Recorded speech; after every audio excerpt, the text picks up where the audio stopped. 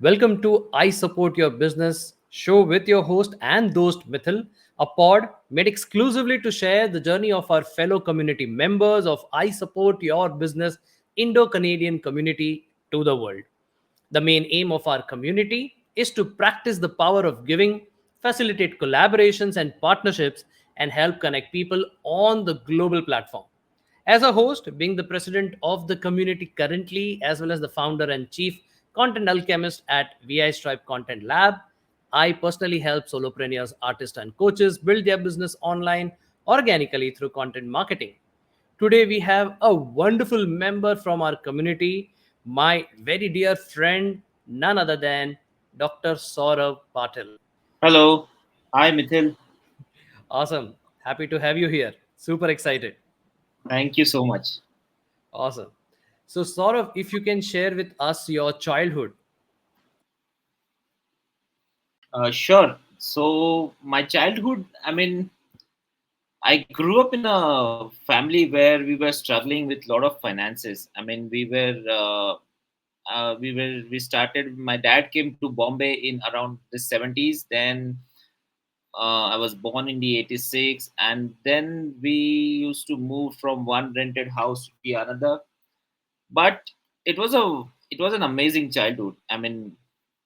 Although my dad used to travel a lot for business work and everything, I used to enjoy my childhood with my friends, with my mom, with my sister, especially in Bombay. Bombay back then was completely different.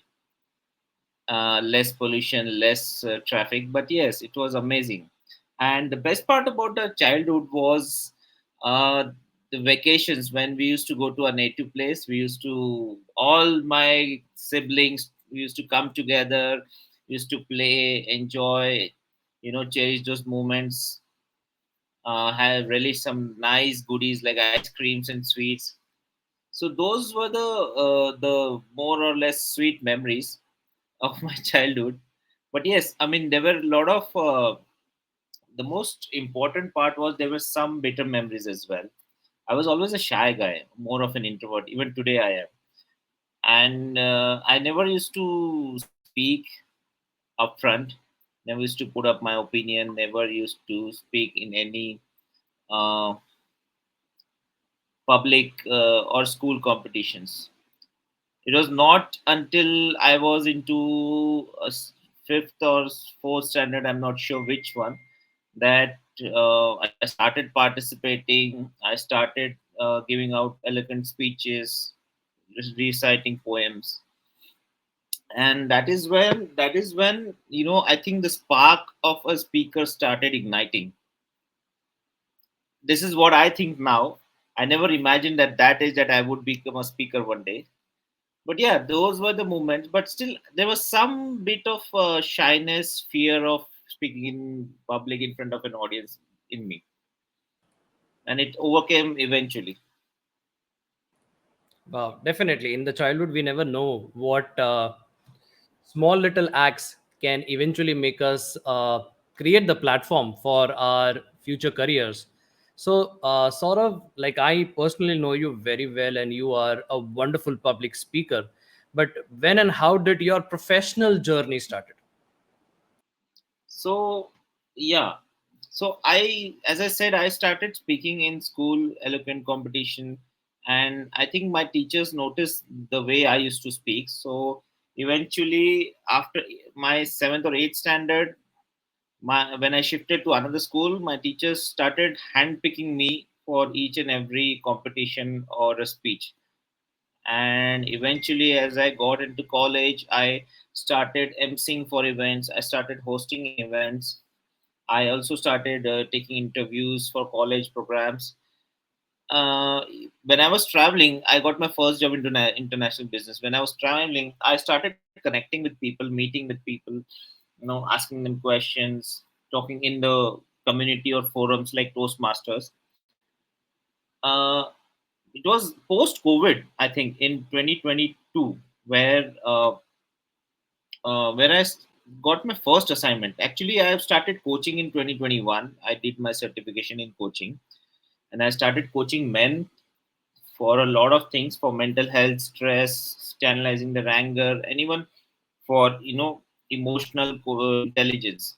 And that is when in 2022, I think, I got my first speaking assignment by one of the banks in Mumbai to address the physical and mental health of men and how they can increase the productivity for their male employees who were zonal, middle, and some of them were top management.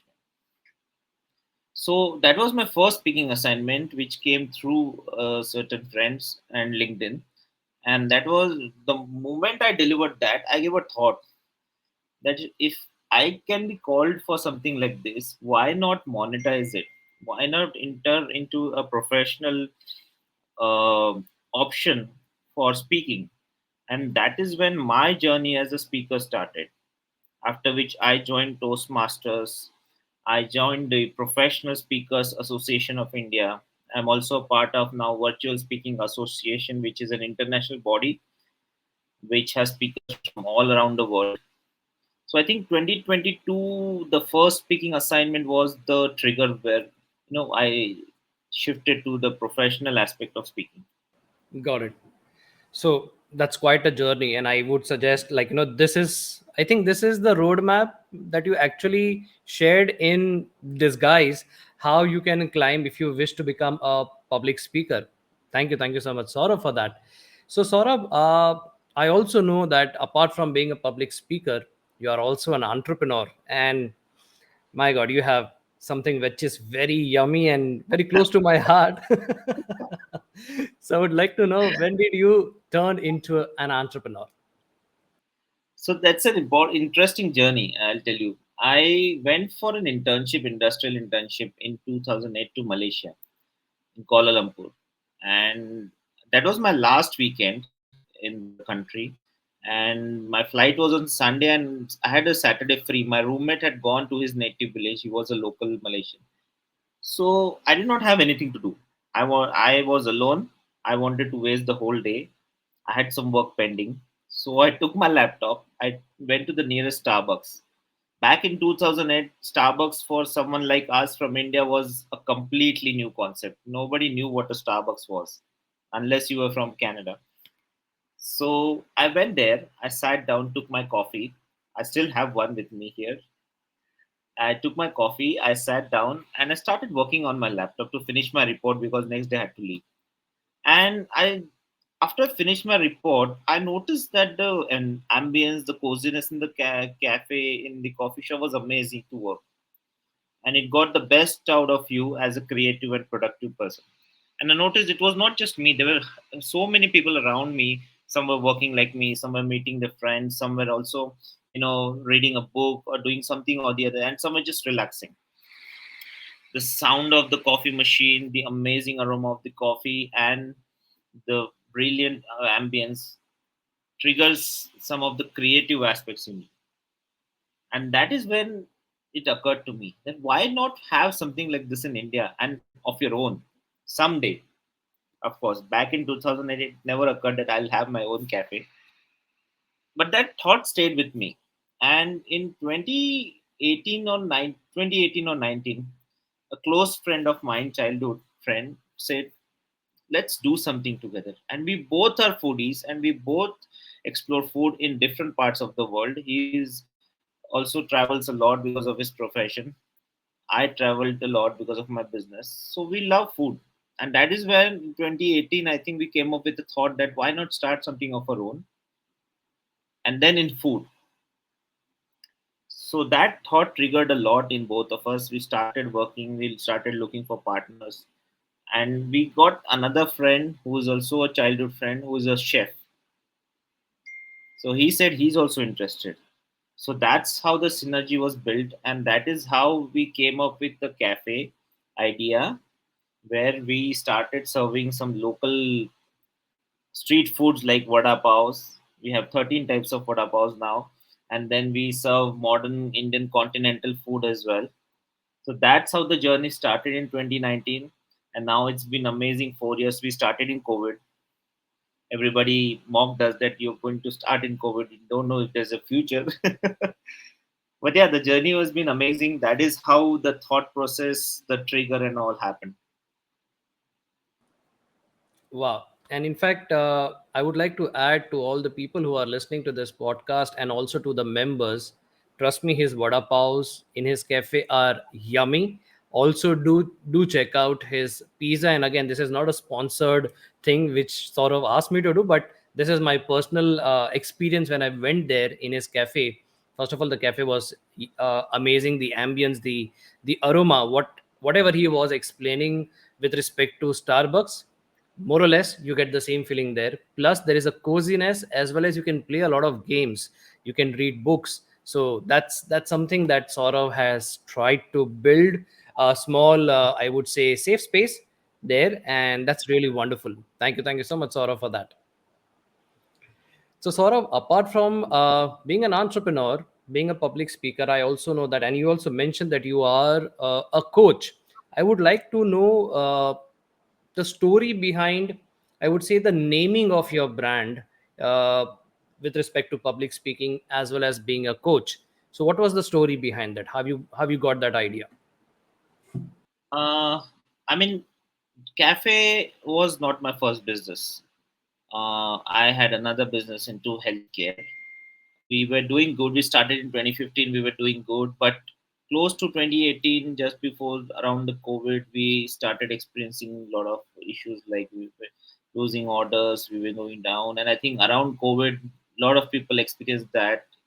There was a downtime for everyone, and there were a lot of issues with that. Um, and because of that, we had to almost close down the business, let everyone go, and I had a lot of financial issues, and there were debts mounting. No future can be seen because of COVID rising. So all these things, take a toll on your mental health. And when these kind of things take a toll on a man's mental health, it becomes difficult, because I'm not saying that it doesn't affect the other person so much. It affects everyone, man, woman, everyone. But when it affects a man, they don't know how to express. They don't know how to take the trigger. They don't know how to, you know, channelize their anger. They don't know how to handle their ego. So men don't even speak to other men. That's a fact. They keep it under the wraps. There is a bubble that builds, it bursts out, and God knows what happens when the man goes into the wrong direction after this.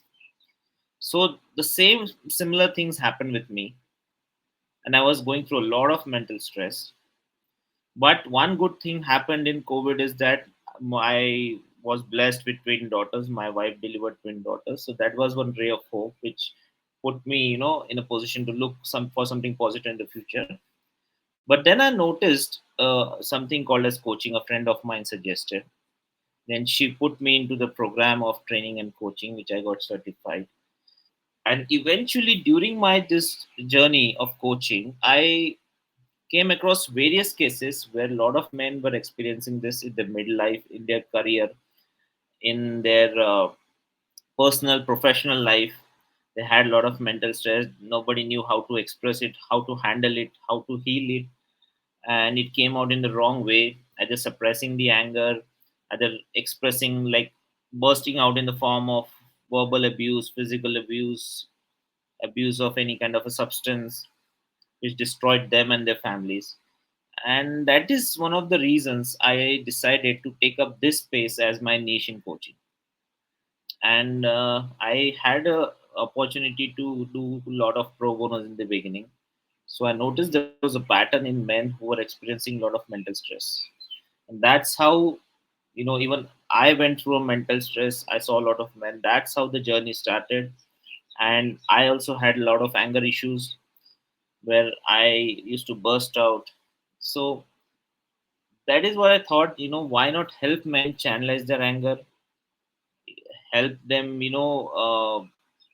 make the anger as a fuel to increase their productivity, become a better version, rather than let the anger destroy themselves and the family members and friends around. So that's where I took up the initiative of coaching men. So that is why I called myself an SPR specialist, which is like a stop, pause, and restart. So when you're angry, the first few seconds is when you decide to react or not to react. That is when you should stop. You should take a pause and do a self reflection. Why you're getting angry? What is the source? Revisit yourself and then restart with a rational approach. Then, how do you want to take up the situation? That's how my journey started as an SPR specialist coach.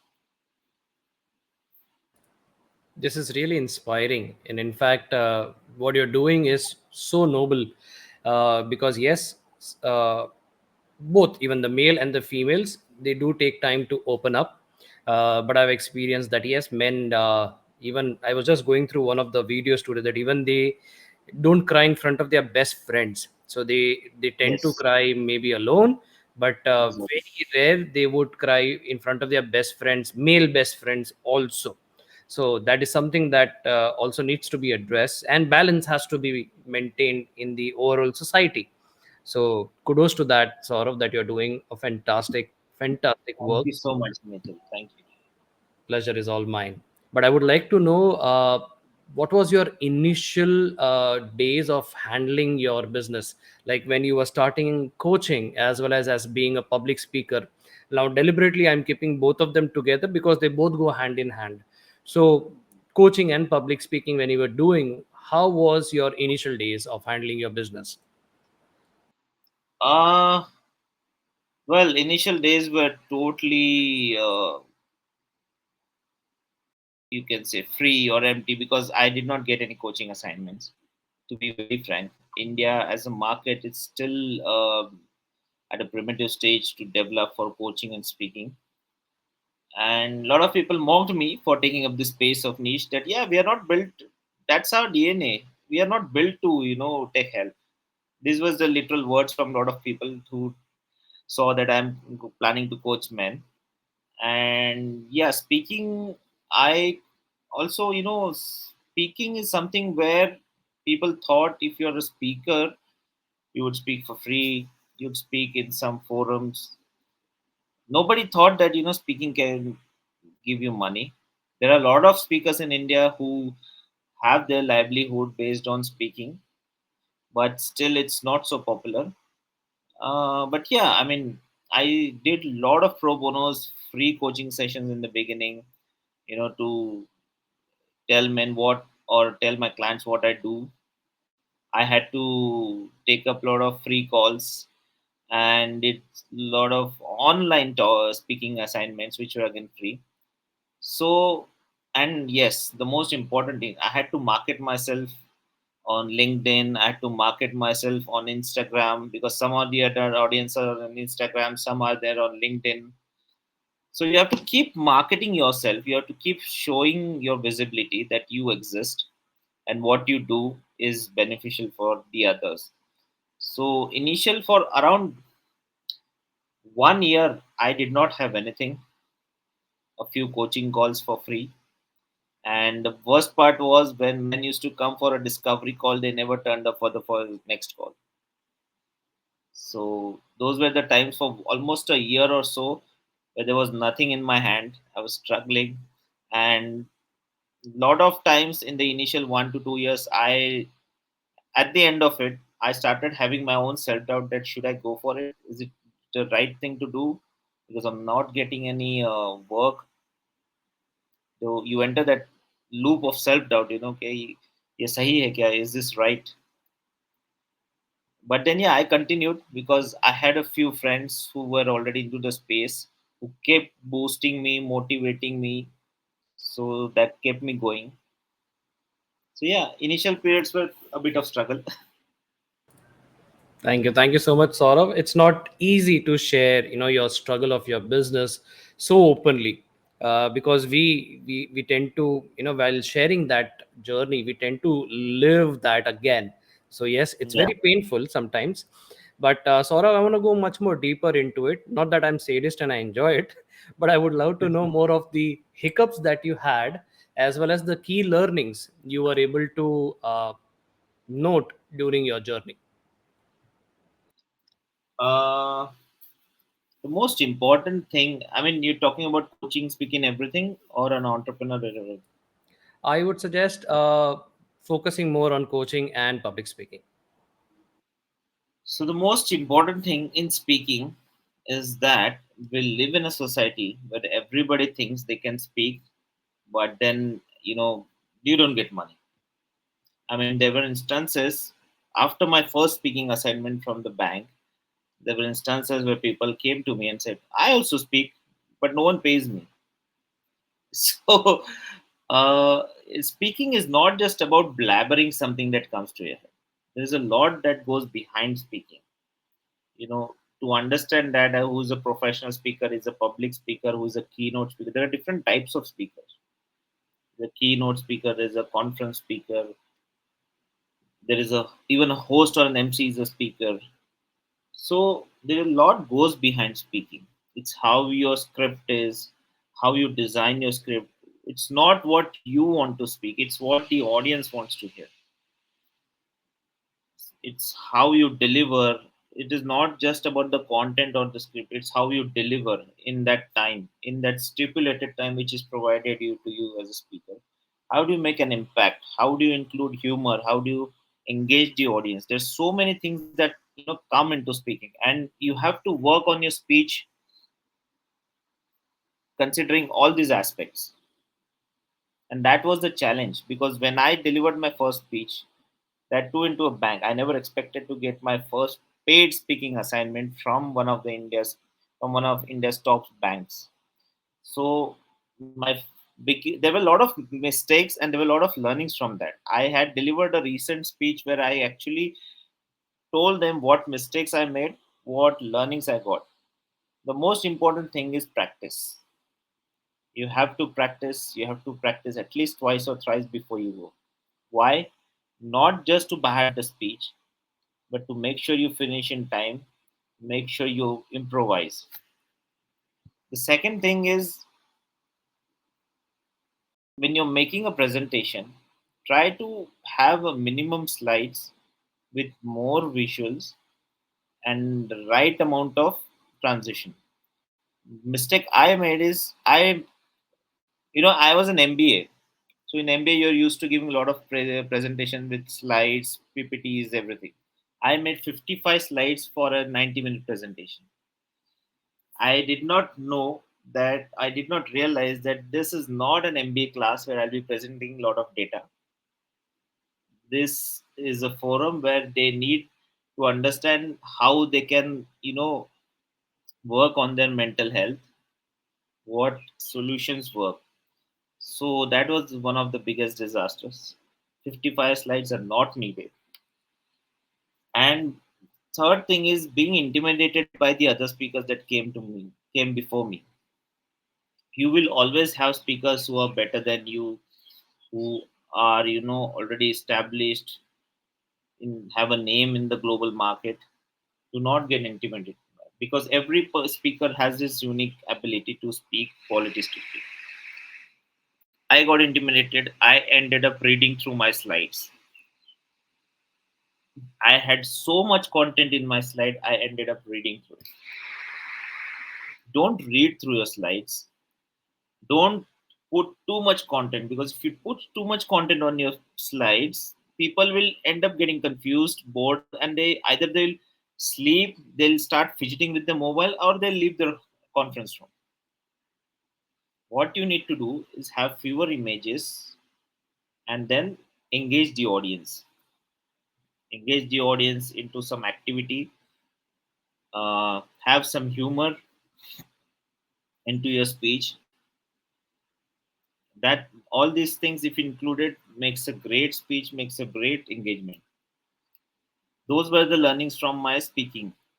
Now, when it, of course, it is related, because my coaching started first, and I started talking on those topics. Now, in coaching, what mistake I did is, coaching is all about asking questions.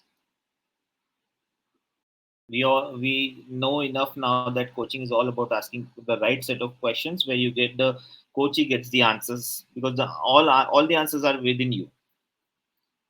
What I did is, we are living in a society where we listen to react. We don't listen to understand.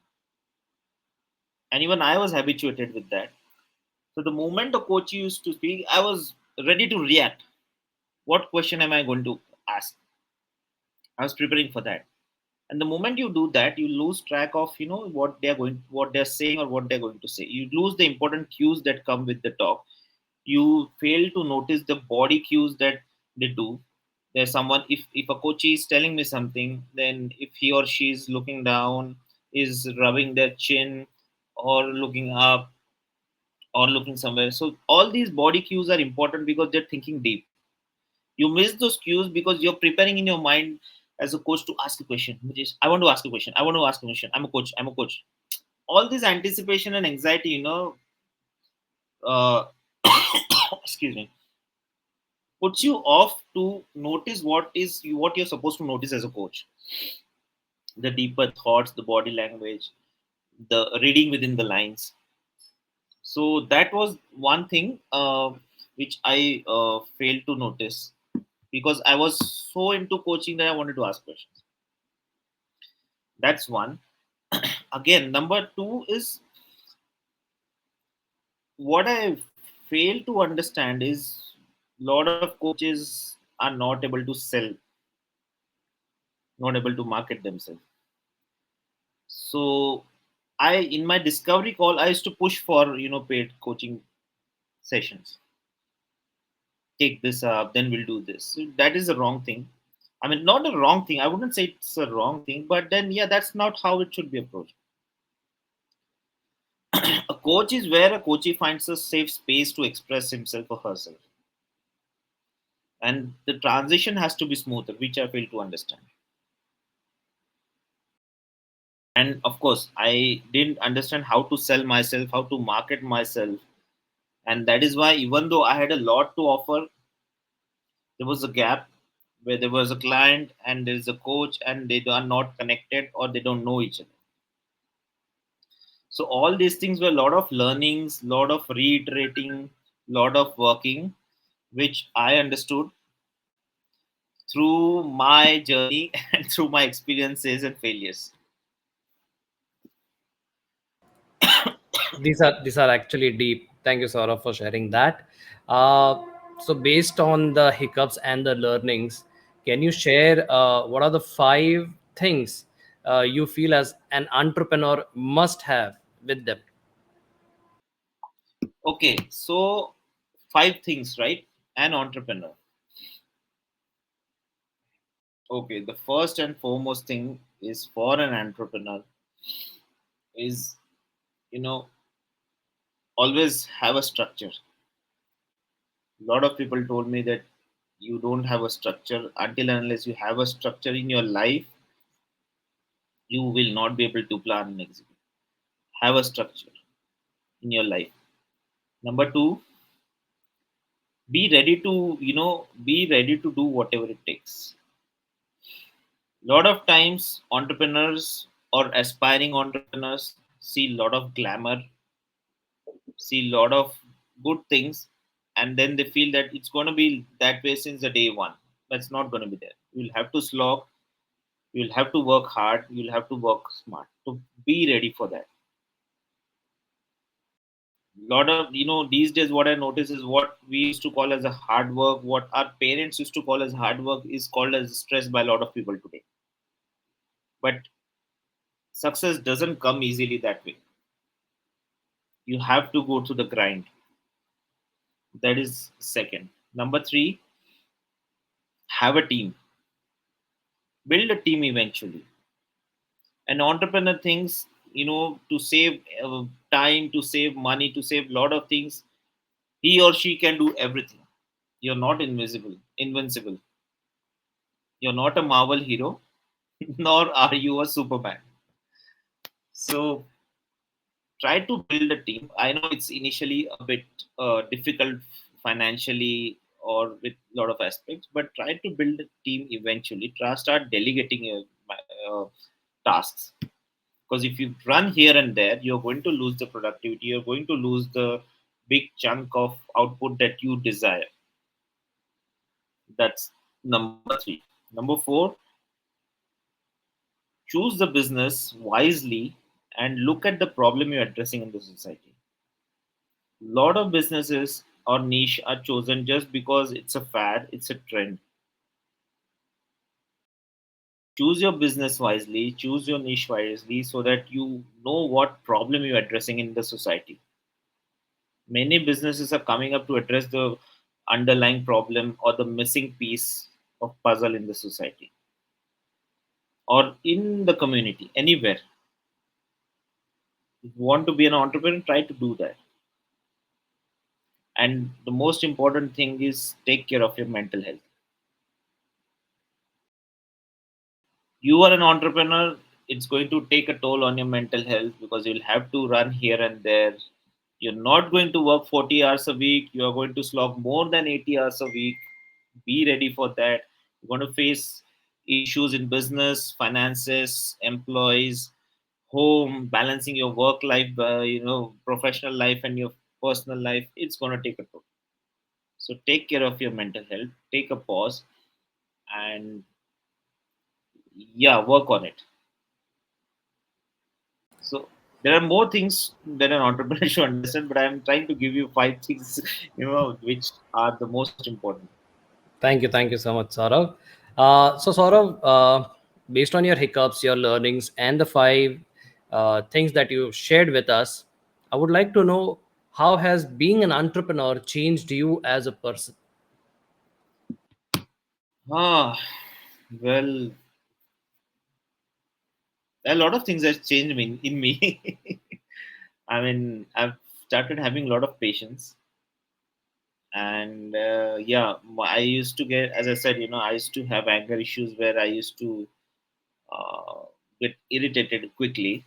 So that has been handled very well, looking at my experience and my self coaching and healing. And yeah, there is a certain calmness, a steadiness that comes to you. Initially you want to grow. You're anxious, you are eager to grow, but after certain point you become calm, you become steady, because you need a composure to run a business. That has come in me. The most important thing is I've learned to handle finances. I'm not someone who saves a lot, but I'm someone who sometimes spends a lot. So that has given me a good grip on the finances. I mean, if you are able to handle business in the finances in the business, you tend to replicate it in your personal life. So, and you develop a future. I mean, vision. I've developed a vision eventually, what I want for the future from my business, my big why. What is the purpose? Because when you are able to answer this, you know what you want from your professional life, you know what you want from the personal life for your kids, and these two align together. I would not say collaborate or blend, I would say these two align together when you have the right answer for your why, and that gives a big clarity, and that gave me a big clarity for my future. Got it, Saurabh. So, Saurabh, is there, according to you, is there a success potion, like a magic potion, which can help establish a business? uh, there is no such portion, I would say, but yes, I mean, keep working hard, have a clarity on your goals, what you want. Don't just keep working hard without any goal. Have a goal, have a vision where you want to be, break it down, reverse engineering, and that will help, because the smaller milestones that you start achieving in your goal definitely gives you an idea that you're in the right direction. I think you shared the recipe for the for the success portion. So, Dr. Saurabh Patil, what is the last message that you would like to give to our listeners as well as to our community members? Okay, happiness is not only money. Happiness is not something materialistic. Also, happiness is within you. Start being happy, and you will attract everything. Don't try to find happiness in materialistic success or financial success.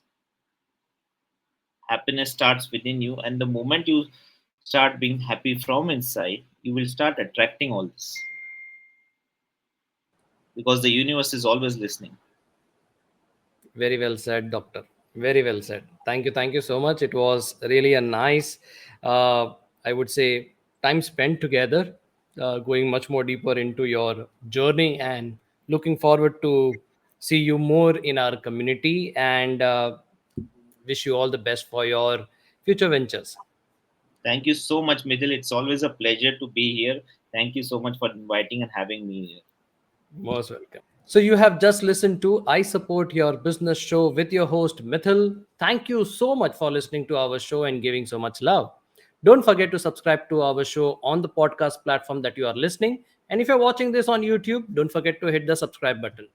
This is Mithil signing off at the moment. Until next time, meet you soon with another community member and their exciting story. But until then, keep rocking, stay safe, and don't forget to keep creating content. Ciao.